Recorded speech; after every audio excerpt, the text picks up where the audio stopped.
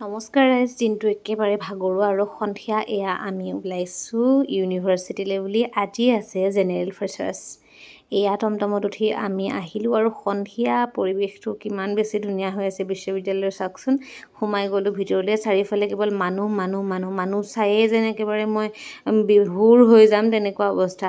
হোষ্টেলবিলাকে নিজৰ নিজৰ খুব ধুনীয়া ধুনীয়া প্ৰগ্ৰেমবিলাক দেখুৱালে, অনুষ্ঠানবিলাক চালোঁ। ছোৱালী ল'ৰা সকলোৱে নাচিছে।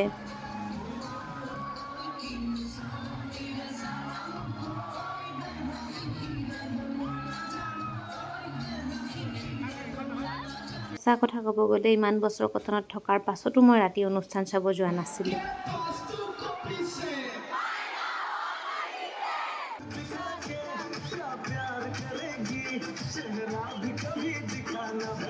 বৰ বিশেষ এটা ৰাতি নকৰি আমি উভতিলোঁ, যিহেতু আমাৰ কোনো লগৰ তেনেকুৱা নাছিল, গতিকে আমি দুজনীয়ে সোনকালে উভতি দিলোঁ।